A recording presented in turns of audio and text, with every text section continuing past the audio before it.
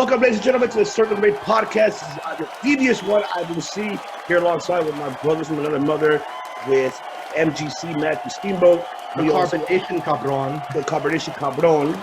And then we also have we should have been him, and that's Mr. Chris Kennedy, the CK1, and also the man with the 12-inch pythons, and that is Mr. American Hero, Great Mike. And tonight, this evening, ladies and gentlemen, we have an honorary guest joining us tonight, and that is the CEO and founder of Generation Championship Wrestling up in Tampa, Florida, the man himself, Mr. Jeremy Gomez. How are you, sir? I'm doing good, man. Thanks for having me on. How's everybody doing tonight? Doing awesome. It's an honor to have you. Awesome. I appreciate it. Thank you. Appreciate it very much. Obviously, we're going to go ahead and start it off. I basically, have the audience get to know basically how it all began with, Generation Championship Wrestling up in Tampa. I believe you guys started in 2018. So give the viewers how it all began with GCW. Dude, honestly, my other company, Generation Entertainment, we do like large scale events. I have like a world record for a giant food truck rallies from Guinness Book. And one of our other events at the time was Hemp Fest, and then that turned into Canna Fest. And so my wife owns a clothing company called 420 Nation Clothing, and they were having a fashion show at our Canna Fest event. And it turns out that one of the models ended up being a wrestler, which was Rios Badu. He hates when I tell this story. That's why you should tell it. So people might know him from oh goodness, what was the name of their tag team? Los Pendejos or something. It was Impact with him and John Cruz. Anyway, so we got to talking. So we decided to do like a one-off wrestling event at the show, and then it came out at the time that like the correlation between CBD and weed and everything was better than wrestlers taking pain pills. So we started a company out of that, and it was called GCW 420. We were like the first medical cannabis wrestling company at the time. So our goal was to try to kind of get the stigma of wrestlers dying from pain pills and stuff like that away from it. And it just turned out that we kept doing that for a while. And as much as I want to be a social justice warrior, when you start becoming friends and all that with all the wrestlers and stuff, and you get in the lifestyle, the whole, at least in Florida where weed isn't legal yet, medicinally, yes, but it was kind of pigeonholing your wrestlers, and some people didn't want to be part of it. It was a GCW 420, and it got to the point where you could do that and get your wrestlers off pain pills and stuff like that while not branding a company around it and doing it a disservice, because, people were just starting to think like, oh, it's a gimmick company. And that sucks because we're a pretty good wrestling company. So we rebranded away from that. We still obviously tell all our wrestlers painkillers and shit like that. It's, pardon my language, is really stupid. So, but you can say that without, like I said, branding company. So anyways, so it started off at a cannabis festival.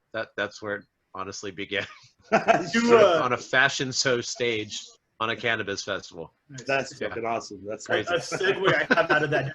Does that explain the theme of the logos that are pseudo greenish? Is it a coincidence, or was that just an evolution of the weed? No, you know what? Honestly, the logo was supposed to be like a wrestling ring, even though it's got the wrong number of posts or whatever. But anyways, it was supposed to be a wrestling ring, and one of our buddies, actually one of Rios Badu's buddies that works for either Paramount or Columbia or one of those movie companies in California, did all the logo work and everything for us, and it just happened to be the color he picked. And nice. Oddly enough, it's green. I hate it. Let me tell you. I forget the name of the guy. What was Jeff Jarrett's company? Global Force? Yeah, Global Force Wrestling. God. Yeah. I couldn't stand that green. I could not stand it. And then the dude shows me the green logos and stuff, and I'm like, cool. So I don't know. Maybe in the back of my head it might have been that, but I never told the guy do green logos. Never. So I know it just turned out that way, dude. The weed laws, like you mentioned, in Florida are definitely strict. I'm out here in Hollywood where there's a police station across from my dispensary, and I can walk in like a 7-Eleven and just buy it. but I do know that there are. Yeah, lucky duck, rub it in. But I do know that if I'm wrong, I'm not trying to generalize Florida as a state, but I knew that there are epidemics with like OxyContin. But then there are also counters to that, like a lot of methadone clinics. Yeah. Yeah. This isn't me blasting anyone. I'm not bringing anyone's names up. Did you have people in the wrestling business come to you with like, hey man, this is an issue I have. Your weed supplier, like whatever it is you're doing with these products, do they look at it as an avenue to help them come from a more chemical-based pain relief to something more organic like CBD and weed itself? Honestly, it didn't start that way. It's just when the cannabis festival was happening, and they knew that we were in the event community and that community in the same time, and then we did the Rev event. It was easier for people to talk to us about it and stuff. But we didn't really. I haven't yet come across anybody with a real problem, or at least they didn't tell me. Remember, I wasn't one of the boys back then. I was a greenie. Right. But I guess it was just easy to talk to them about it, and I've had conversations with workers and stuff about it like that. But it was just a thing. It was never a big preachy pushy thing. It's just, but when you talk about Florida, I think it probably was an issue, and people liked being able to discuss it with us because it's kind of a county thing in Florida. Because like in my county, there's methadone clinics all over the place, but they're not like slammed. Like if you go to another county up north and they've got real meth problems, it's county to county here. It really, really is. But and I'm not in one of those counties, but there's like 78, 80 wrestling promotions in Florida, so there's bound to be some people that probably gained a little knowledge from it, and that's all we were trying to do at the beginning. It just turned out that I had a really good books at the beginning of our year from day one, so it just turned out that the one-off just turned into a thing that was good, so we just kept doing it. Cool. That's it. That's good. That's the way I like to hear it, man, because yeah, I know that there's a lot of research people are refusing to do on CBD, and yeah. a lot of good things that are coming from the people that do. Well, So, pill companies have a lot of pull in this country, don't they? Oh yeah. That is a corporation for sure. It's a megalo complex. Well, as soon as they can figure out how to run all the weed, then that'll change, and they'll just be the ones running all the fucking corporate weed. Yeah, exactly. I'm surprised it's gotten to where it was, where I was buying it at 2 a.m. at a park for my friend Jose on a skateboard. To literally, they all look like iPhone stores out here. I know. Believe me, when the wrestlers come into town, they tell me all the stories. I'm like, dude, we have like True Leave and like Mad Men already left the state, and we've got these other crap places, and they have to grow it all this certain crap way. It's just crap. Yeah. Cool. But hey, if you want to pay $50 for a bag of Reds, go for it. That's true. That's true. Florida. This already got off the track. That's information I was definitely interested in. Who's ready to light up? No. Okay. There you go. That's funny. So when you got into the pro wrestling scene, do you recall how did you become about? How did you end up getting with the ring and getting the talent? So how did that begin for the first time for you? It was all Rios, man. I'll tell you what. I'm about 11 years older than Rios, and I've been doing events, and I've been in the music industry, and I've been a lead singer in a band, and I've been in entertainment for a long time. So I was able to, at least for one match, rope Rios into helping.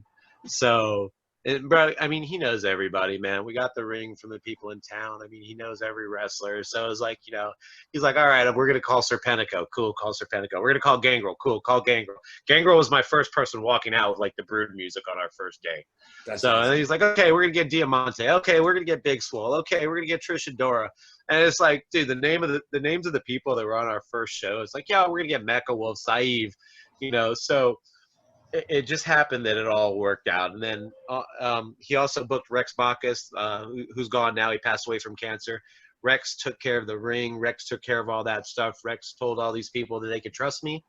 Even got all these people to let me pay them after the show via PayPal. Not even these people all did this stuff for free for me, man. So I just happened to I happened to meet Rios and get with the right person at the right time, and it was very humbling. And they put my faith in me, and I was able to come through. So since then, it's gone on that way. Luckily, I got my foot in the door on the bottom rung of the ladder with the right person, and he gave me a little bit of rub, and I managed not to mess that up with my mouth, even though I've tried for about 2 years to do that. But anyways, so, I got it on a good step, and it just kept going on a good step. So that's literally how I got in, man. It was all Jay Rios. You mentioned that you have a background in music and having been a performer yourself. Actually, all of us here have done that too. What are some of the things that you were able to take over from music into the world of wrestling? Be the promoter. Mm-hmm. Honestly, I mean, it's the same thing, man. Like when I was in music, when I was in the music world and I was in the band, and you're doing good and you're making money, and you look around at your friends that have better bands than you and they're not making money, you understand why. It's the promoter. It's either good promoters doing them good or bad promoters doing them good. So when I got married and got pregnant, I wasn't going to be a lead singer anymore, so I just stopped. And I bought a food truck. So we were the 13th food truck in Tampa. Doing the food truck, it's the same thing as being a musician. Like, holy crap, okay, we're doing good, but all these people around you are suffering because promoter, blah, blah, blah. So we became the food truck promoters, and that got us into a world record giant event, and that got us into bigger events. So what I was able to take into wrestling is there's a way to ruin everything, and that's being a bad promoter. There's a way to ruin a whole bunch of people's lives, and that's being a bad promoter. So I guess what I took into wrestling is, if I'm going to do this, I'm going to be a good promoter. I'm going to give a damn about my employees. I'm going to give a damn about my product. I'm not going to be a cheap asshole. I'm sorry if I keep cussing. It's TVMA over here, man. TVMA. You don't want me to give a shit. Watch your fucking language, bro. No nudity. Just no nudity. Damn it. That was next. That was how I was going to send it home. Fucking rewrite already. Watching you, buddy. It's the carbonation.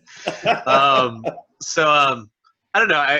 I guess I've seen and been through enough of the bad crap that I just don't want to do that. I want to have a good company. And it sounds stupid to a lot of the other wrestling promoters, but that's it. That's what I took into it. Don't be the shithead. Yeah.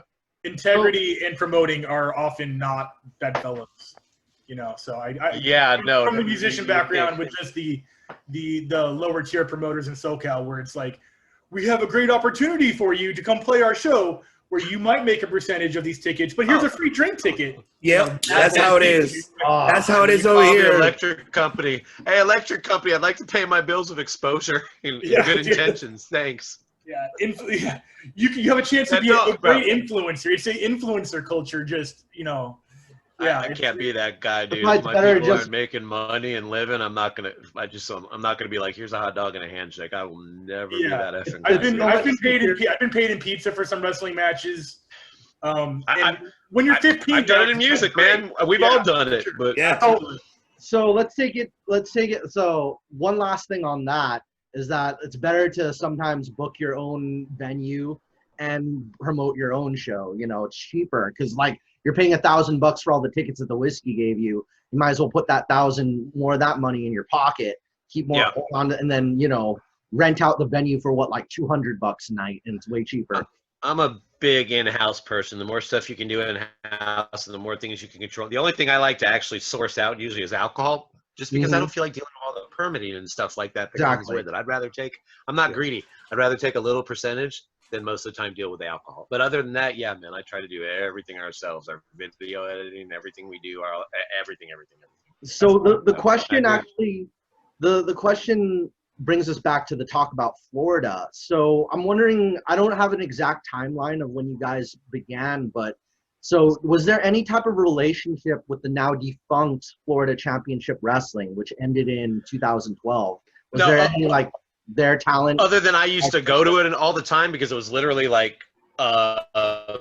8 miles straight down the main drive in Tampa, which is called Dale Mabry. It was on Dale Mabry. I lived on Dale Mabry. So other than I've been to it a whole bunch of times, no, not at all, man. We just, How about previous talent that worked there, people who used to work for FCW, whether it's behind the stage or in the ring, or I think one of our first people that I can think of, I could be wrong. Well, you know what? I bet a couple of my guys that in the ring and stuff have worked with FCW, but the first person that I know for a fact is FCW that's working with us would be Shaul Guerrero, and she would be debuting on our next show. Definitely. But I know, like, most of the people that we've worked with have been at FCW, have been backstage at FCW, or, stuff like that. But I just, in my head, I'm only thinking of who was on the show and not backstage. You know what I mean? Yeah. They'll be, Very good. it's the Florida wrestling scene, so everybody's been everywhere 1,000 times, so probably. Yeah, all the interconnected. Yeah, that's definitely Too much, in my opinion. That's why we're starting to bring people in from all over the country now. I'm kind of done with I can't do the everything local scene anymore. It's not be my thing, man. We're trying to branch out now, bring more people in from the West Coast, bring more people in from up north and stuff like that, and try to diversify a little more. Exactly, and that's the beauty of it. So let me ask you this: when you speak about that and reference that, so in Tampa, are you the only, as of now? I mean, of what I know, because I know you guys, started 2018.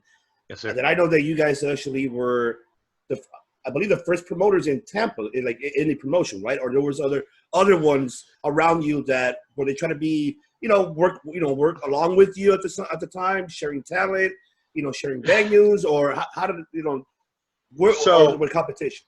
So everybody in Florida seems to share talent. Like, that's kind of where I'm getting jaded with the talent thing. Like, everybody does everybody's shows in Florida, drive like 15 shows a week. And in my opinion, that's not good for entertainment, because you're never going to draw if somebody can go here and see you here and see you here. And I'm trying to teach my guys that too. Mm-hmm. But Tampa Bay Pro Wrestling's also in Tampa. That's they're most of Jay Lethal Academy students. But they're in Tampa Bay, and I think they're over the bridge now, kind of in St. Petersburg. So Tampa Bay is like Tampa, Brandon, St. Petersburg, Clearwater. That's Tampa Bay. Mm-hmm. So I'm actually in the city of Tampa. So right now, I think we're the only ones that actually continuously are doing this and consistently doing it and stuff like that. I could be wrong, but and pardon me for saying this, I don't go out of my way to look at the other companies. I really don't. I don't want to maybe ever be accused of getting ideas from them. Yeah. So, but I think we're the only ones actually from Tampa right now. There's a lot of comics that I know that take that same route, where they're like, oh, being near the Comedy Store where I'm at, and I follow a lot of these comics, they refuse to watch their best friend's material. They don't want to have either parallel ideas or accidentally steal an idea. It's a subconscious thing. I don't want it in there. Yeah. You know what I mean? You may not even know you were like, oh, I saw this cool spot, or I have this cool idea for this finish. But then you're like, fuck, that was this other thing I saw a week ago. It's same thing with, like, as a musician, you hear a riff or you write a riff and you're like, this sounds like something. Yeah. Even if you think it sounds like something and it doesn't, you're not sure. You sometimes will just scrap it on the safe side. And I'm very OCD, so I try to stay away from. Well, don't get me wrong, I watch product, but it's not like the other Tampa company or other Florida company products. There's a couple of them I'll occasionally watch a match of, but that's it. I don't want to get into their storylines. I don't want to get into any of that stuff. So, I mean, I watch WWE and AEW and that kind of stuff, and, New Japan, usually in Japanese mode where I'm not even understanding what they're saying, which is the best. Still my favorite. Honestly, I'm sorry. I watch Impact on occasion now. You're allowed. Yeah, no judgment. I'm trying to get into it as well. I'm trying to get back into that. You can bring back old Impact, and I'd be happy. AJ jumping onto Samoa Joe and stuff like that. I'd be, literally was on our top 5 a week ago. We were talking about top 5 flyers, and I mentioned his shooting star press onto Joe like 15 years ago. So. Dude, he used to jump off of anything. It was amazing. Yeah. That was what made my list about a week ago. So AJ back in the day was TNA's Jeff Hardy. Until Jeff Hardy got there, and then he didn't really jump so much as fall. Brother, anyway. Yeah, I get too soon. It's been long enough. Come on, I'm a Hardy fan. It's fine. Sting will have something different to say. That's so good. You mentioned I'm not a Sting fan. It's okay. It's fine. All right, I said it. I don't doubt that you're not almost accurate when you say there's almost 80 other promotions in Florida right now. When it came to the band, he actually counted. He got to around 78. Just so you know, it was like an actual count that happened. Nice. Sorry, go ahead. No, you're all good, man. Now, when it came to this year, obviously we're all dealing with the pandemic. California is on a lockdown that's almost unseen in the rest of the country. Some things are opening up here. Some promotions open. Some promotions have to close real quick. You guys have an event coming up it does have tickets for sale. What has been the process? Was there a hard lockdown and then a quick little reopening and then a hard lockdown again? And then It's been steadily reopening in Florida for months now. It's been steady, and we actually went to Indiana. We're doing a show. We did a show right before the Collective did their show in the same county. That's where our championship belt got stolen, by the way.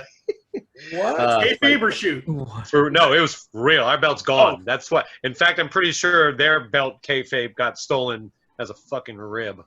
Yeah, because I know Jericho's belt was stolen backstage too, which is That was fake too. No, his was actually stolen. Then they found it and stuff. No, ours was actually it was stolen. like the limo. It was like the limo driver or some shit like that. But Yeah, no, that's some meth head in Indianapolis is probably Yeah. snorting meth off our belt right now. No, it's So, gone. with wrestling as, I guess you would say, a non-essential business and so many promotions, AEW obviously has been doing, they started with the no fans, only talent, rolled into adding some fans, limited seating.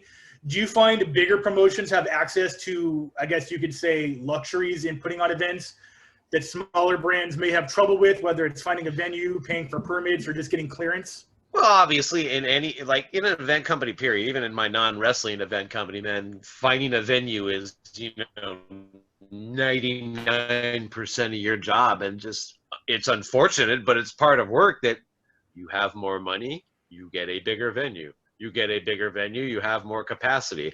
If you have a 10,000 capacity venue and the 50% is 5,000, dude, lucky you that you got the damn venue, man.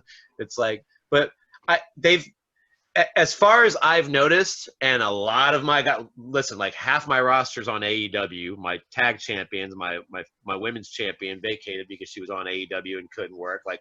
And then the other half of my guys were on Underground. So I've noticed that they've been going along with what Florida mandates, but like you said, some of them just have bigger places and have more money to spend. But they've been opening up in accordance with what the state says they can open up with. Okay. If the question is, does having more money give them an advantage? Well, yeah, Vince McMahon has more money. Tony Yeah, Khan has more and also money. obviously Tony Khan has more money. Shit, his Yeah, daddy. obviously, his daddy's yeah, money. Khan owns Tony's David doing an Spade. indie show right now every week with $1 billion. Thanks, Tony. Using all our guys. And But the using all schedule- my guys, man. The schedule for GCW itself has I been know, right? pretty steady as far as you've been able to Oh, put hell on no. any kind of show. Or Oh, no hell no. shows We at all? haven't done a show since February 15th. Well, I'm sorry. We did a show in Indianapolis on September 26th because Indy's been open for a while. Before Okay. that, we didn't do a show since February 15th of 2020 this year. That is And our almost a day entire of Mania lockdown. Week show and and everything we had planned for Mania Week, all the companies and the multi-day Mania Week we had event going on in Tampa during WrestleMania got closed down too. Yeah. It was crap, man. It was bad timing because everyone, for that Wrestling Access Week, and obviously all of you guys doing promotions during the week as well, fucked everything up with this whole pandemic shit. I had GOD booked for our main events, man. I mean, our event was crazy, man. We had Tajiri, Psychosis, GOD. I mean, we had people from every company I could think of coming, and it was just all of a sudden, just like that, boom, can't do it anymore. But we haven't been able to work at all, man. So this is the first show we've done coming back here in Florida, and we waited till Florida was open because we're completely open now in Florida. I'm glad to hear. You talked about wanting to get more wrestlers from further away rather than more people from further away rather than just locally. Yeah, so, you gotta integrate. So where's the furthest you've gotten talent from though? Because you just said Tajiri, of course, comes from that would have been the furthest. In fact, man, let me tell you, his plane flight in a week went from a $2,000 plane flight to a $7,000 plane flight all of a sudden when the pandemic started, and then and then luckily the next day it was like, no, you guys can't do anything. I was like, whew, don't have to pay that price. Okay, but well, I don't know, because I guess now Killer Kelly's coming this next show, and she's from Portugal, so I guess she would be the farthest. But other than that, I mean, Funny Bone and Super Beast came to our last show. They're out of Vegas, both of them. And Mecha Wolf comes to our shows all the time. I guess he's out of Tijuana now. Yeah. So I like a lot of the West Coast wrestlers, and they don't come this way very often. So I'm just gonna start probably running like 50-50 shows, like half guys from here, half the guys from the West Coast, half guys from here, half guys from Canada, something like that. Because I really gotta. The Florida wrestling scene needs more talent in it from different places to show it different things, and it's gotten a little closed off, and it needs to get a little open again in my mind. So that's what we're trying to do. I absolutely agree with that, because that's which we had a recent interview with our SoCal promoter and founder of United Wrestling Network, David Marquez. He's the same mentality of what you have, is having open doors but integrate, obviously mixed with the East and West Coast and the Midwest, obviously with the talent, and which obviously to expose, especially in Tampa, how you said, see new people around, because then it gets more intriguing. Okay, I'll buy a ticket to go see him. Why not? Shit. I mean, I can mention you from here in the West Coast. Ray Rosas, I know you're gonna watch this, so you hit up Ray Rosas. He just had a dark match within the past 30 days, so we know that he's cool with going to Florida. Yep, yeah, he's cool with going to Florida. He lives here in LA, so you can hit him up. You can hit him up at Ray Rosas. We're gonna start bringing some people in, and we're probably actually gonna get to Vegas one time to do one of our shows out in Vegas, and we're gonna start. We're doing a lot of different things. We just brought Robin Reed in to head our women's division, and Robin knows everybody from WOW, and she also books Mission Pro now. So we're doing a lot of changing this year, and we were going to do it earlier in the year, but like we said, the pandemic just kind of put a stop to that. So we got to start again now. Yeah, that's where we're at in Florida.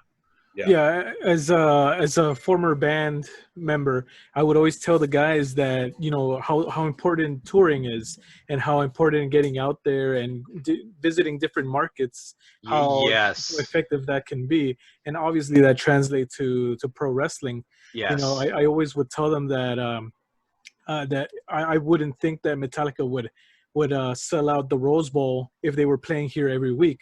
So I definitely don't think that I'd go every week, but Well, yeah. Hell yeah. Wouldn't. But the importance of changing it up.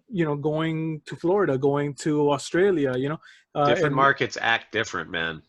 Absolutely. So, I think that it's definitely a good idea for you to implement that, especially because of how oversaturated it seems over there in Florida. How do you go about, other than that, like for example, like show wise, or the spectacle, how do you go about making yourself different from all the other ones? Well, here's the thing. We've been doing, this will be our 14th show, and I'd say 9 of them have been outdoors. The good thing about having large event companies is I was able to, at the beginning of our lifespan, do our shows at our festivals. So we already had built-in clientele and built-in people watching, built-in photographers, built-in food, we already had a thing going on.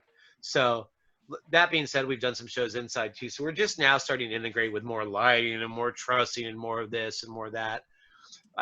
I guess right now we're kind of in the middle of looking kind of like an ROH or an NXT house show, by way of equipment wise, getting better, getting more of it. Other than that, we've always just kind of tried to look crisp at like what we're doing. Like, our ring, we want to have the best ring. So we have a beautiful high spots ring. We want everything to be crisp. We like our colors crisp. We like our ropes crisp.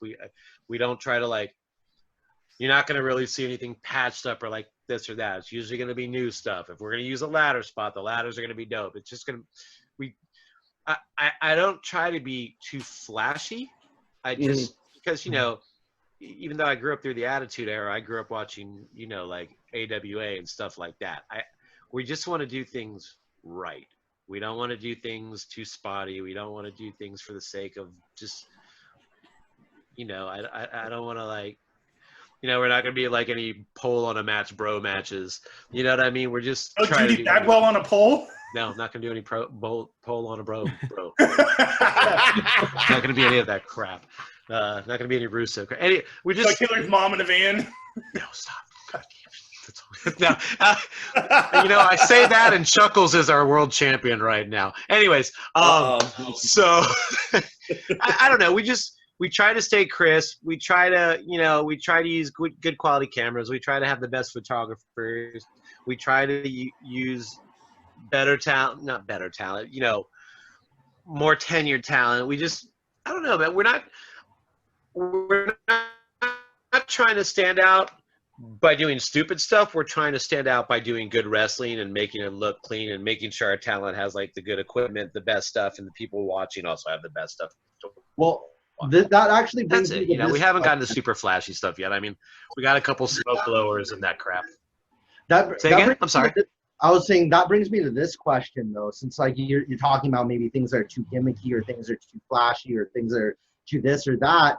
But like, what's your approach towards like wrestlers who want to go towards like a very hardcore or deathmatch style? Like, my question is like, what's like some of the most dangerous matches that you booked, or some of the most I'm willing to book. outrageous? Yeah. I don't mind booking like a ladder match and stuff like that. We've had ladder matches, we've had TLC matches and stuff like that. And I mean, we book Funny Bone, but we're not booking Funny Bone for death matches. So I mean, honestly, I grew up on ECW also, so I'm just not a death match guy because I'm just not a death match guy. I'm not into like the blood and stuff like that. Number one, I'm too cool about my ring. I don't want all that crap in my ring, man, because like I said, we like to keep our stuff clean and nice. We just heard a story about I mean, about a cake match that someone was going to have, and the promoter was like, "You're not going to fucking use that cake in my match." And they're like, "We'll pay for the cleaning." He's like, "Don't do it," and they did it. Pay for the cleaning. So we relayed. That's cool. I mean, hey, if somebody's going to pay for it and they actually do it, man, and it's maybe the last match and other wrestlers don't have to suffer through it, cool. But, like, for instance, last time somebody said, oh, we're going to pull up the ring and we're going to take off the ring bucket and we're going to do all that. They did it and stuff like that, and sure as hell my turnbuckle pad already got ripped. So I'm just like, man, just, if you're going to do stuff, don't be too stupid and stuff like that. But however, if other people want to do death matches and stuff like that, cool. But I'm not really into it. Like, we had one match where it was like Alex Ocean against, oh, goodness. Man, I forgot who it just slipped my mind who he wrestled, and he's on NXT now. Anyways, we had one of those matches, and Alex Ocean actually broke his neck in the match, and that's like his gimmick now. He's the Breakneck Kid. So yeah, I'm not. That's a good name, but not for good reasons. And he survived, man. The dude's tough as a beast, but it's just stuff like that. I don't really go for. There's I'm in the place for it. If we're gonna do a crazy match like that, it's gonna be after a big build up, or I don't know. But those people that do it are fucking beasts, dude. They're fucking beasts. I can't do that stuff. Give them props. I don't want that insurance nightmare. How about that?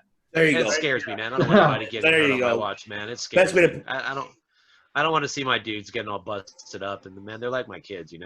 I'm not that much older than them, but that subject right there of your wrestlers being like your kids brings me to my question about you developing homegrown talent that you have brought up. I don't know if you have a training system or if you have a side school that you bring guys up through, but do you have just as much a focus on GCW wrestlers as well as the brand, or is a lot of it just guys who get around town that you bring in when they're available?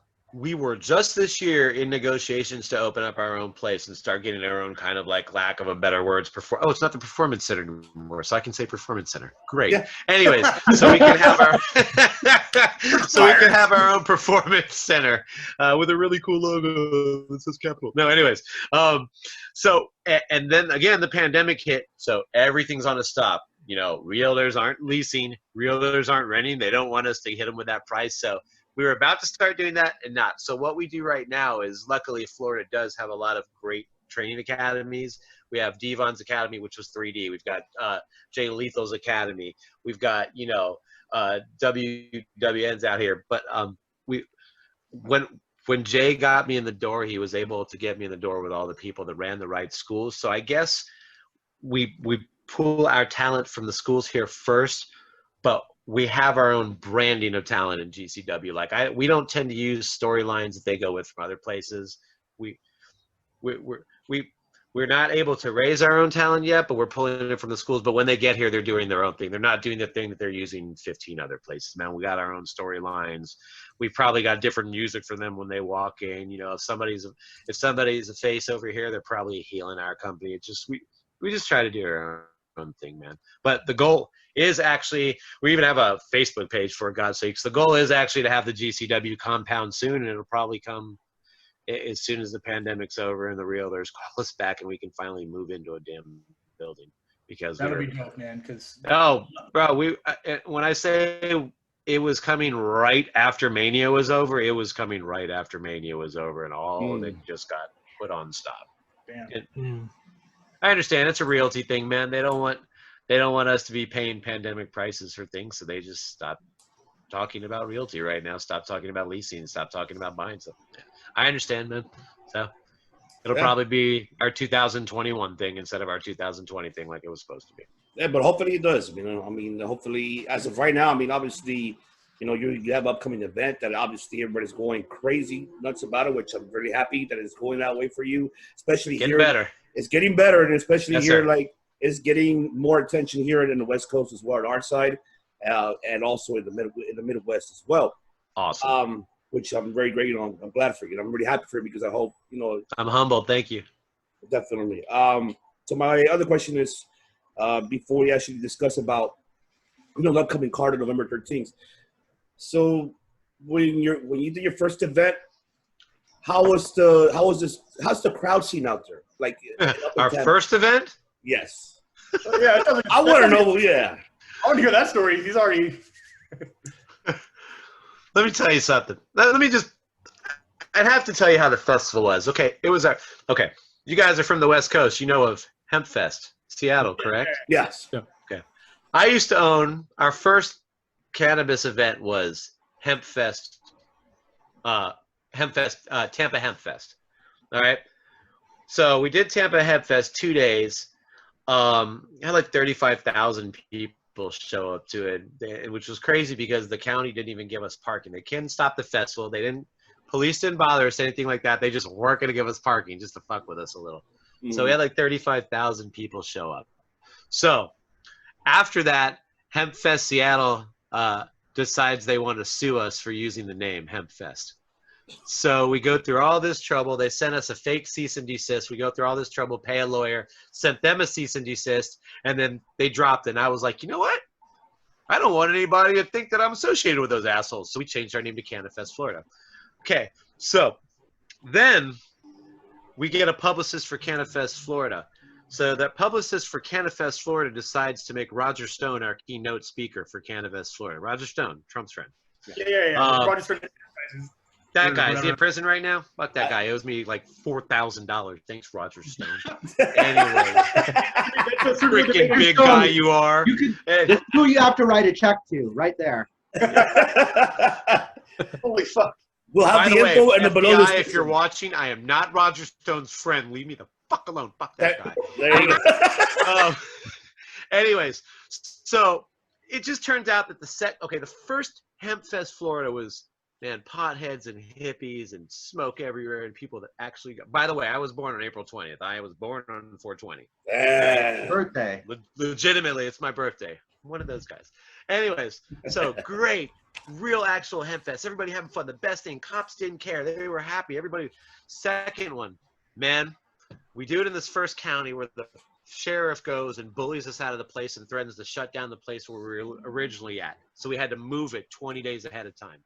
Then by that time, it had become such a political thing in Florida that this festival just turned into the most political, horrible cannabis festival that you would ever conceive. Like me as one of those dudes was like, dude, what have I done?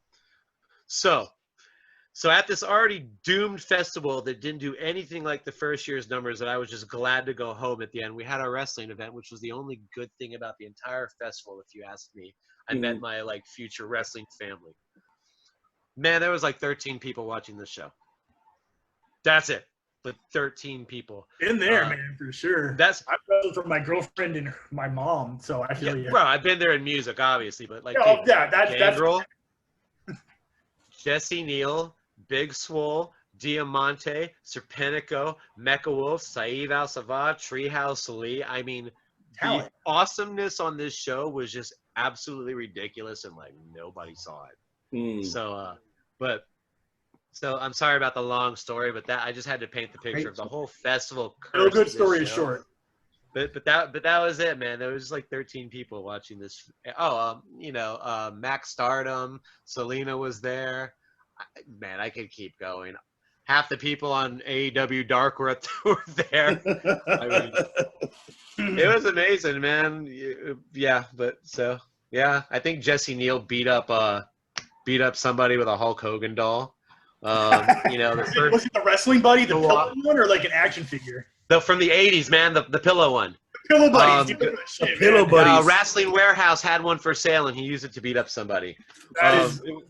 Yeah, it was great, man. I wish somebody could have seen the show. There's like a couple clips from the matches on YouTube that you can see a couple people, but it's like, before our second show, nobody knew we existed. But that's it. It was a cursed show, and it was the only thing good about my weekend. And the only thing I can say is that I got out of that weekend with like a different family. So that was cool. I'll never do CanadaFest again in my damn life, though. It's just gotten too political for me, man. I'm just like, dude, chill, smoke it and chill. Exactly. Right? There's nothing wrong with that. Care. I don't care who's voting for who or what. This was a weed festival. Damn it. Jumping ahead all the way from your very first show all the way to what matters right now, your next show. Your first show is basically your first show of the year, or at least since February. You have the Diamond Cup coming up on November 13th. It is a round robin bracket tournament to crown. Is it a new women's champion, or is it your first women's champion? It would be our third. Trisha Dora was our first. Kylan King was our second one. She's doing so much work on AEW right now that she had to vacate the title, man. She has. Okay, that makes sense. I mean, they're using the hell out of her, which is amazing for her. But at the same time, we got a business to run too. So, do your thing there, dominate, win that belt, and she obviously, man, she's cool. So she vacated that for us, and so we're having a tournament for it. So the tournament in the future will go on, but just this time it also happens to be for our championship belt. So in the future it'll be for a title shot, similar probably be like a number one contender, something like that, most likely. So this is go ahead, sorry. I'm sorry. There was talk about making it kind of like a number one contender for. I'm real big lately on we have a men's division and a women's division, but I'm more like we have wrestlers. Mm-hmm. So I think in the future, like it might be just like almost like a Money in the Bank briefcase thing. Like whoever wins it could challenge for any of the titles: the female division, the 24/7 division, the men's. It doesn't matter, man. I like that. I think we're cool for that. All inclusive title reign. Yeah, definitely. I think I think the world's at that right now, with Tessa winning the world championship on Impact that time. I mean, it's cool, man. Whatever. Yeah, definitely. If they want to do it and it's fun and it's entertaining, I'm cool. The tournament itself is absolutely talent stacked. Obviously, you have Shaul Guerrero on there. You're bringing in Killer Kelly. From a fan standpoint, I'm sure you had as much to do with putting this together as anyone else in the company. But from a fan's point of view, do you have a favorite? Do you have a dark horse? Who do you see taking it? Who are you looking forward to seeing? I'll be honest. When I brought Robin in to be head of our women's division, Robin's the head of our women's division. I've had little or no, you know what? I'm sure I have plenty of say. I haven't used any of my say to get what's going on in the women's division right now because Robin Reed is just doing, in my opinion, like she's doing a tremendous job, man. She booked all the ladies. I think I suggested one lady and she's in the tournament too, but when Robin saw the footage of the lady from our last show, she was all about it anyway, so it was an easy sell. My personal favorite is probably Queen Aminata. I've seen her wrestle many times on tape. She wrestled our show in Indiana for the Pan African World Diaspora title against Trisha Dora. Trisha Dora's tough, man. Trisha Dora's worked for us for a long time. Trisha Dora is an ex-military person. She's an ex-rugby player. Those are equally tough. She's an amazing champion right now for Pan African World Diaspora. But, I had seen Queen Aminata before on SmackDown against Kairi Sane and Asuka. She did a pretty good job against those two, which will put a hurting on you. She left a pretty good impact on me, man. She's tough. She showed up ready to work. She was highly professional, and I'm glad to have her in the tournament right now. She's probably my favorite because she is not as big as some of the other names yet, but I know she is going to be very big one day, and I'm glad to have her. Definitely. That I'm looking forward to seeing her wrestle. Whether she makes it past like Killer Kelly or Priscilla Kelly or some of these other girls, that that's still to remain to be seen. But Exactly. I don't want to be hit by this girl. I'll tell you that much. I've seen Trish Adora lay out a lot of people, and this girl was seriously taking it to Trish Adora. And I didn't know this before. I didn't know that she had trained in Japan. And I remember watching her last week, and I was like, man, this girl looks like she's wrestling in Japan. And sure enough, Robin was like, yeah, well, she trained in Japan. I was like, okay, that explains it, man, because she's stiff. Joshi style. Strong style. Strong style right there. I'm absolutely excited to watch that. Tickets are still available. I do have the link. It's Eventbrite is the online ticket promoter. Is that the in-house ticket promoter as well for like walk-up? Yes, sir. Yes, sir. If you can go to our website, it's just going to go to Eventbrite. If you go to our Facebook page, it's going to go to Eventbrite. So it's all GCW Women's Tournament, Eventbrite.com or whatever it is. And is it going to be live streaming after the fact, televised? Where can we on the West Coast watch something like this? High stress for me. It's the first time we've ever going to be live streamed. Title Match Network's going to come out. They're going to live stream it for us. So if you get Title Match Network, it's part of the plan. That's awesome. Cool. That's awesome. And I'm freaking out about that because from a flow standpoint, I'm like, okay.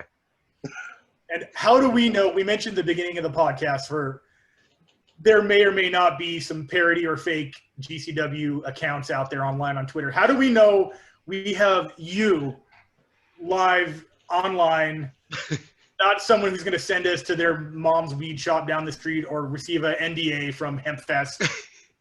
I forget what it's called now. It's like it's our old Twitter address. It's the @GCW. I love giving this dude the rub because it probably makes his life. Like it's really the real one. It's some dude. He's a Game Changer fan. He can't stand the fact that acronyms are tough on people, and he's just like, oh man, that's like the Tiger King bullshit where they stole the name for Carol Baskin's Big Cat Rescue, dude. It's Big Cat Rescue, bro. Look, it's just there's a lot of people in the world that don't know that Georgia Championship Wrestling was a thing, and that other GCW isn't the first GCW either. Right. So they really give us crap, but it's cool, man. They just remind me of old ECW fans, which I was one of, and they're passionate about their brand, and that's cool. But man, there's some of them take it too far, and they're just like, oh, you guys are just fake. I'm like, dude, we don't death matches. We're not from up north. That's not our style. I have never watched a Game Changer fight before in my life. Not one. Never before. Honestly, I even have them blocked so I don't accidentally see any of their stuff so anybody can give me more crap about it. Or accidentally tag them in posts or some shit. But it's like, if it has 420 in it, man, it's somebody doing some stupid stuff. Everything else is GCW Wrestling Pro, man. That's us. If the link leads to like the Eventbrite for this event, it's real. Send them your money. Support the local talent down there in Tampa Bay because I appreciate indie wrestling. I come from that background. I don't have much experience watching that scene in Florida being, when I did wrestle, the internet barely existed. So I'm super stoked to see that there are so many resources now. I could just go to YouTube. There is. You said it was Title Defense Wrestling, or what was it, the streaming network? Title Match Wrestling Network. Title Match Wrestling. Hell yeah. I'm definitely going to write that down. They do a lot of shows now. Mission Pro's been doing their shows out of them now. They've actually got a lot from what I've seen. You should go check them out. It's Title Match Network on Facebook, and other than that, it's just Title Match. And they got all the apps and all that stuff. They're one of the bigger companies now that's doing it in the country. So we're stoked. We're stoked, freaking out a little about it, but yeah, we'll be fine like we always are. Definitely. I'm looking forward to it because I'm looking at the card. You guys are stacked. Especially when you're tag team champions, you have the Metro Brothers. They're going against the Ramon. That's my faction, brother. That's my faction. That's where I was going to get to, brother. I was going to get to that. I was going to say, how did not being an on-air talent now, and being you're the manager for them. So I can't wait.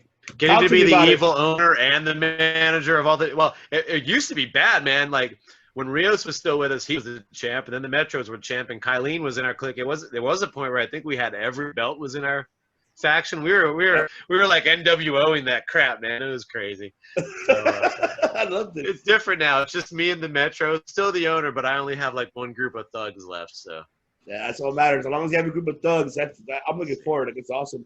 Another thing that caught my attention.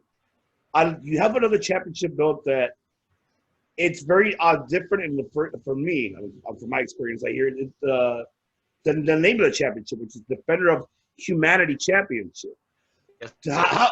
Explain to me how did that championship belt came about? Was that your concept idea? How did that work?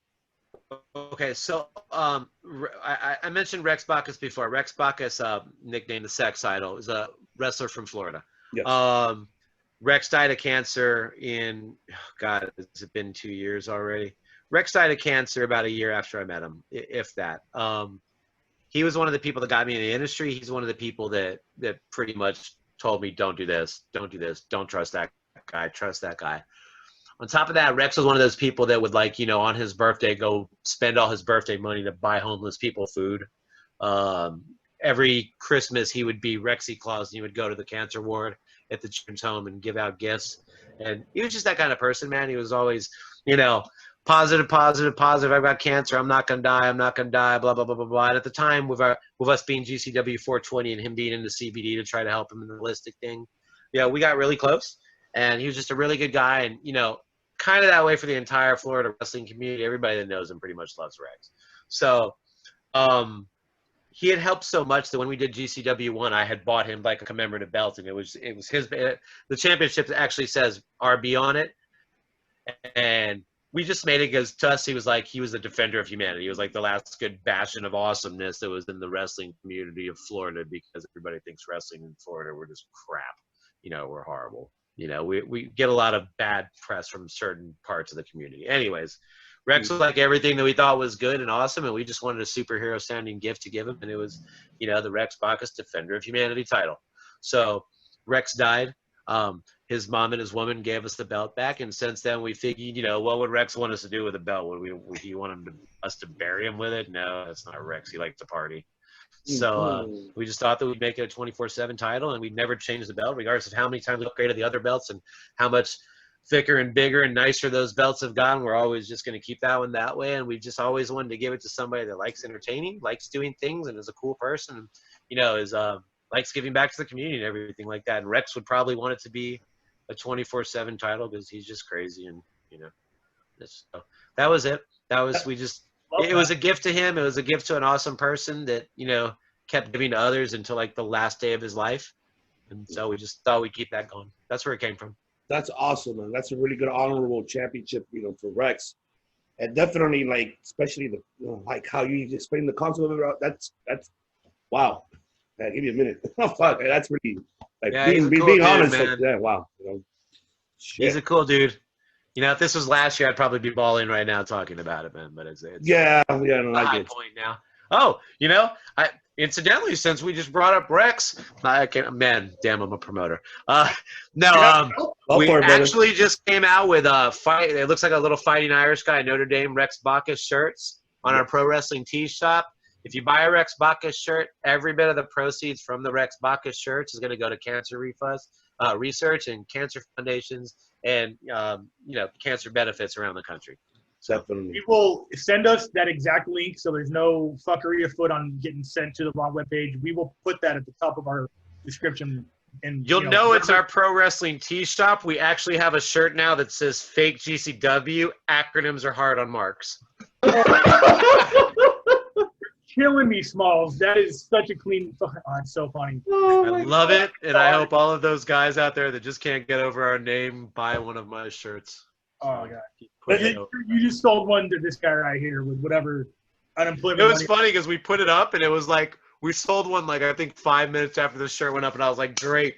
The other shirts aren't selling, but the fake GCW shirts. Working, eating it up. Love that. But yeah, we will drop that link absolutely in the description on YouTube for sure. Guys. Yeah, definitely. Now, out of the 14 shows that you ran before this one upcoming one that you're doing on November 13th.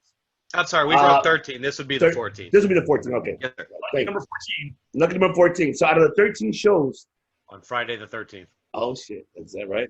Friday the 13th. That is. Yeah, you're right. The day that Eddie Guerrero died is the day that his daughter's debuting for GCW. Talk about pressure. Wow. Wow. Whoa. Shit. Yeah. Wow. Yeah. Yeah. Yeah.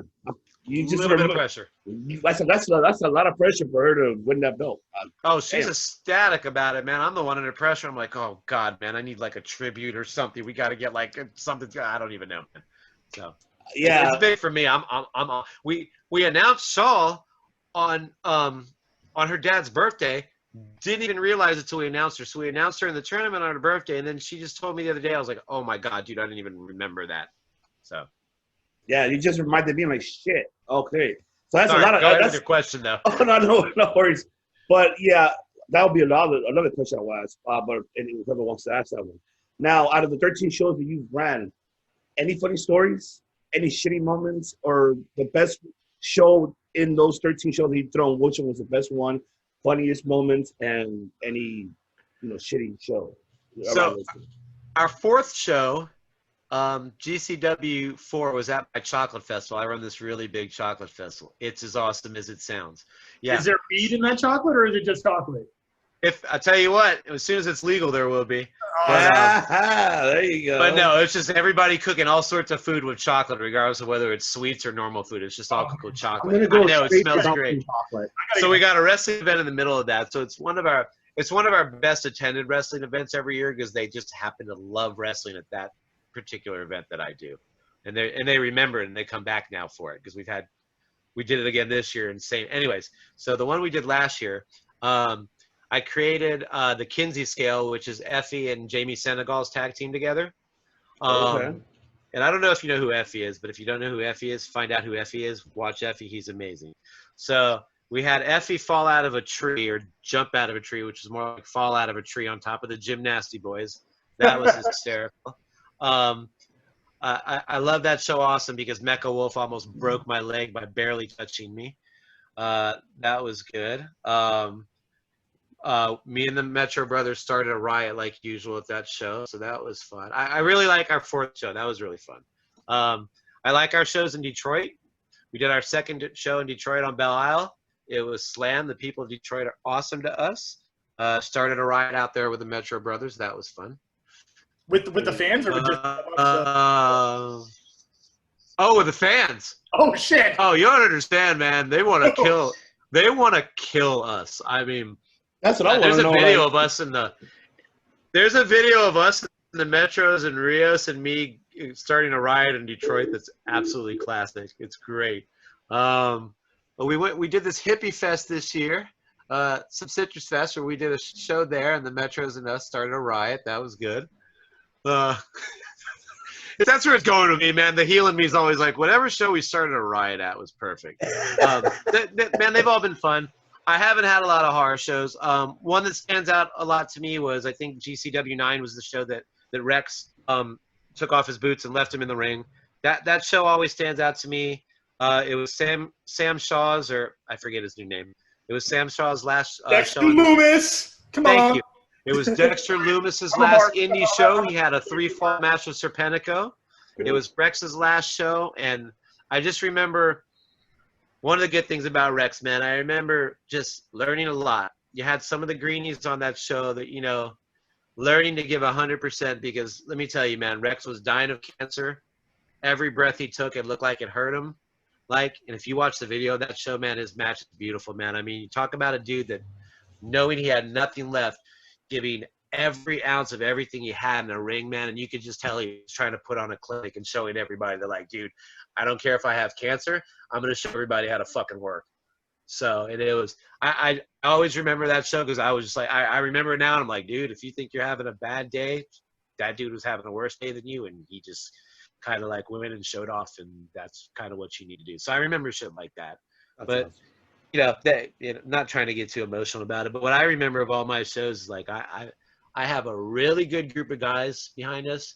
We have a really good roster. We've always had a good backstage dichotomy, man. We've never had any issues. I'm one of those people that hasn't, other than our championship belt getting stolen in Indianapolis in a non-wrestling capacity out of my car. Right, yeah. What the fuck is that about? Meth heads, whatever. And man, we did a GoFundMe and our fans got us a new belt. So in like 2 hours. So that just showed us more humbling love. So I'm just happen to be in one of those places that I haven't other than getting harassed by Game Changer fans, which I think is great. It is, man. It's cool, man. Whatever. They're like up here on the ladder. We're down here, and they're heckling us. Awesome.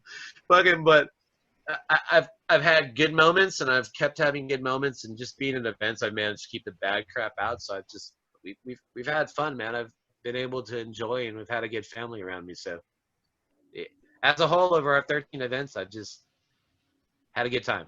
Something I never thought I'd be doing. I love it, man. I love the fact that how it all how it all began for you. You just got in, man. Rios just got you in, and from there you created, you met your wrestling family, and I love wrestling, man. I've been watching. I tell everybody, they ask me my favorite match, and it's like Mondo and Hector Guerrero against Simon Diamond and Paul Tanaka of like DDP in the corner. I've been watching wrestling since AWA was out on ESPN. Oh, yeah. I'm a wrestling fan. Never in my life thought that I'd own a wrestling company. Never wanted to be a wrestler. Nothing. Mm-hmm. I just wanted to be a wrestling fan, and just somehow I got There's not enough of that I see with. I don't want to like shame promoters or anything like that, but I mean like in any business, a lot of them are businessmen who get into a business where they see an opportunity. Yeah. You should probably be a fan. Yeah. Exactly. Some of them just don't want to be marks, man. Oh, I don't want to be a mark. I don't want to watch from. Right? Exactly. Like, don't be ashamed of saying, yeah, I watch pro wrestling. So what? The hell are you going to know about talent if you don't watch the product, man? How are you going to find new wrestlers if you don't watch the product? How are you going to know what not to do if you don't watch the product? Yeah, exactly. Yeah. No, definitely, because all you're doing is what? You're just providing the money and get the money back and then have someone else do it for you. That's fucking bullshit. People that do that. Those are promoters that are marks that don't know shit about professional wrestling, don't know how to treat the talents. I mean, that's just my opinion about it. I agree, man. There's some of it, but I've been a promoter in music. Well, I still am when I feel like doing it. I'm a promoter in the food industry. I'm a promoter in the events industry, and that goes for everything, man. There's a lot of promoters that just want to throw money, make money, don't care. It's crap. It brings down everything. So hopefully I'm not that. Maybe one day I'll have the money too. So it'll be great. I mean, yeah, definitely. But another thing that I would tell you should be proud of as well is that. Especially the fact that a lot of talent came from your promotion that are now going to AEW, even though they're using them, but hey, they're getting known. Now they're getting exposure. Obviously, they came from your establishment, and now obviously it caught eyes, because of your establishment, it caught eyes on them. So that's something to be gratitude. I like to think that I hope that they pull every single one of my talent and give them contracts. I hate to see them go, but hopefully one of these days I'll be in the position to be like, hold on, don't go yet. I have a contract to match you. Stay here. But until that happens, man, I just want them to succeed. They want me to succeed. I want them to succeed. I do wish that Tony wouldn't bring all my talent on AEW Dark just to have them.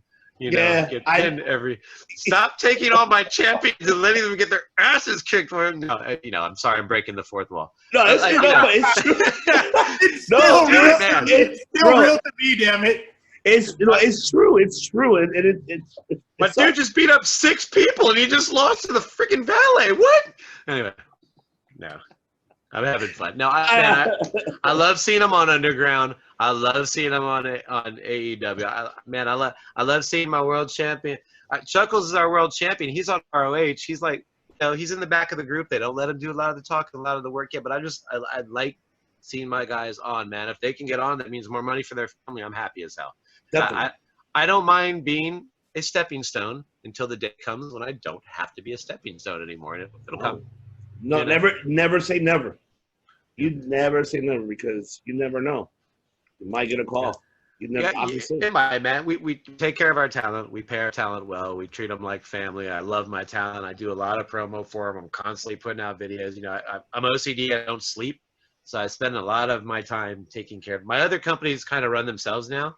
I don't have to put much effort into them. So 90% of my day is trying to make sure that our talent, I'm trying to put my talent over, I think, more than I'm trying to put my own company over most of the time. So, hopefully one day they'll be looking down and they'll shine some light on us.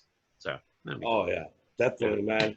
We're slowly getting more love from the fans and more love from the people and more love from that. So that's cool, man. So it's a process. Wrestling, wrestling is a hard process. Oh, no, it is. And I'm with you 100%. And that's why, best believe that that's the purpose of what we do here as well in this podcast.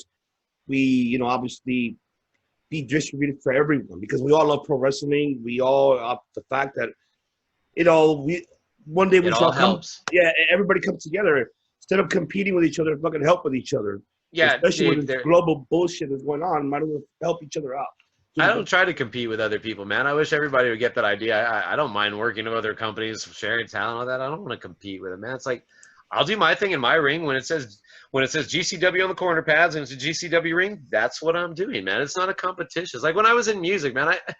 I was a lead singer, and I know I was thinking in my head like, okay, I'm gonna get up on stage and I'm gonna be the best out there tonight. I'm gonna destroy all the other bands, whatever. But in reality, all the other bands were on the same show, making the product better as a whole. So it just needs to be more of that mentality, dude. Everybody trying to make wrestling better as a whole. Got all these other movements this year. How about we do make wrestling better as a whole movement? That'd be great. Make wrestling great again. Make pro wrestling great again. There I think go. Jesse Neal has a hat that says that actually. Oh, Really? nice. Okay. I did not know that. I didn't know that. That's a parallel thinking where I don't want to have someone else's idea. Oh, wait, is it Jesse Neal or is it Corey Graves' brother, Sam Adonis? I think Sam Adonis has a hat like that. Okay, I have to look at some of them. Make wrestling great again? I really think so. One of them. Anyway, it's one of them. Either way, it's over. I love it, Badass man. or this badass, whatever. And like it's really relatable. I'm also a front man as well. Like I think so Mike right below me. Mike, he's also a drummer. Ivan's a drummer. Chris is a guitarist. You and me are front men. Who's the bass player? Who's the bass player? There's no bass player Frankie here. Kazarian, if you're watching. Who the hell gets my coffee if there's no bass player? Where's Frankie Kazarian? We need you. Oh shit, no. Hey, I like Frankie. Don't do that to me. Seriously. I love Frankie. He actually sold me my Jay Lethal shirt the last time I went to an ROH show. It was awesome. I was like, that's awesome. He's a great bass player. And of course, wrestler. That's awesome. Anyways, go ahead. As a lead singer, the most egotistical ones of the band. Yeah, I feel the most best in control when I looking. book my own. I feel the most in control when when I'm booking the show. And You're the singer. You're the one that does everything. Of course you are, right? Mhm. booking the acts, and then writing the lyrics, So it's like I know what that is, like booking like every band on the show is like booking every match and all that stuff. So it's a very similar thing, but I just can't imagine like dealing with like injuries and members of the band bleeding. Like we need an ambulance for the last match and stuff like that. So I can't imagine that. That's Number one, it was usually always me, the one bleeding when I was in music, from either bashing my mouth with my microphone or some other stupid shit I was doing anyways. But brother, I'll tell you something though. Music and being in music and having a successful band and successful, not a broke band, successful. That doesn't mean we made any money. That just means we didn't lose any money. Right. Doing that, brother, prepared me for wrestling because I'll tell you something. There is still nothing that is as pain in the ass as being in a band. Wrestling, maybe that's why wrestling is kind of easy to me because, man, it's just, and being the most prima donna in the band, the singer, I will say this, musicians are pain in the asses, me included. Wrestlers are so much easier to work with than musicians. So if you want to transition to a good career after that, bro, wrestling, dude, start a wrestling company. You'll be like, oh my God, people are on time more often and they shake hands and their writers aren't as crazy. Yeah. Yeah, wrestling, music prepared me for wrestling. That's for damn sure right there. I didn't even think about this. Wow. Yeah, that's I'm sure. But man, I appreciate your time, Jeremy. Man, I love you, man. This is awesome. We had a good time, and obviously for our viewers, obviously as well, and our SoCal viewers as well. Don't forget November 13th. Keep an eye on it for Generation Championship Wrestling for the Diamond Cup. Keep an eye on that. Obviously, you could click on their website, which will be generationchampionshipwrestling.com. It will lead you to the Eventbrite to go ahead and purchase your tickets. Whoever is in Tampa, Florida, and also you're able to go ahead and watch streaming live on titlematchwrestling.com. Yeah, there you guys get involved in that because we are, and I'm gonna be tuning in. I'm looking forward, and as a matter of fact, since you're booking Shaul, we're gonna meet her before she's coming to California. She's coming to to our buddy, the wrestling guy store on November 7th for a meet and cool. greet. So I will definitely mention her that I spoke I'll to tell her you said hi before. Am I flying her back? Yeah, I think you are going to fly her back. We'll tell her what's up for you, Jeremy. Yeah, we'll tell her. We'll tell her, hey, man, we just had a, that interview with Jeremy. You should watch it. Like, really? Nice. She's going to be, you never know. You never know. She'll be like, did he have his glasses on? Was he being evil owner or is he normal Jeremy? It's like he had his glasses on and he was shooting on everybody. Tell her that. It was vicious. It was like a corny Jim Cornette review. Oh, God. I'm in Cornette mode. Great, I'm that old. Some out mud show fucks. I am hopefully not a mud show. We might be outlaw, but I'm not a mud show yet. I don't think. No. He actually, the other company in Florida, Atomic Revolutionary Wrestling, he freaking hates those guys, man. They actually have Cornette Mud Show shirts and stuff like that. You should check them out, man. They like to give him crap. It's great. I gotta see it. They better make sure they don't, use his name because No, they used his name. They were part of the lawsuit gimmick that went over. Oh, with the fuck Jim Cornette shirt. Yes. Yeah. I don't mind putting other companies over. Look up Atomic Revolutionary Wrestling, man. Is there parody law in Florida like there is here in Cali? Yes. Yes. Okay, so I don't know the details, but I'd hope they maybe fall under that if it's like. We're garbage here in Florida. No, I'm just kidding. We can do anything we want. It's parody, whatever. There's not even a law. We just say there is because Florida. Florida or whatever that crap is. It's a pretty cool logo. I just looked it up. Yeah. It's Revolutionary guy. I don't think Jim Cornette's gonna be happy about that for you, Matt. You're a big fan of him, so I don't know what's gonna happen. Yeah. Well, I'm a big Kenny Omega fan too, so. Kenny Olivier. Funny story. I have one of those robot vacuums, right, for the floor, and my robot vacuum's name is Kenny Omega because he's the cleaner. There you go. Yeah. Wow, very well done. My wrestling friends come over and I'll be like, Kenny, get over here. Kenny, get off the. Kenny, they look at me like I'm freaking crazy. No, don't you all watch Japanese wrestling? Oh man, I love Japanese wrestling. It's amazing. Kenny's my unofficial boyfriend, by the way. Just unofficial. When he was a free agent, I once offered him $2,000 for a contract for 5 years for Generation Championship Wrestling. He turned it down and went with AEW, but I won't hold a grudge. I haven't wrestled in 20 years. I'll take that right now if it's still on this. $2,000 for 5 years? Nice. Fuck it. Oh, that's not a good deal, bro. I'll run you through the dirt for that. That's not a good deal. You have to fly him out, from California to Tampa. Then you got to get him a hotel. No, we don't have any of that money. No. See, there you go. Cool, man. All right, ladies and gentlemen, thank you so much for tuning in. Make sure you tune in November 13th, Diamond Cup. And then don't forget, you can check out GCW, okay? Generation Championship. Boo me. Boo this man, Jeremy Gomez. Boo him. No, when I'm in the ring, not now. Oh, not right now. When he's in the ring, with glasses are on, boo me. With the glasses are on, with the Metro Brothers. Yeah. There you go. So make sure you guys stay tuned. Thank you so much for watching. I appreciate you. Appreciate you, brother. So good night, everybody. Later.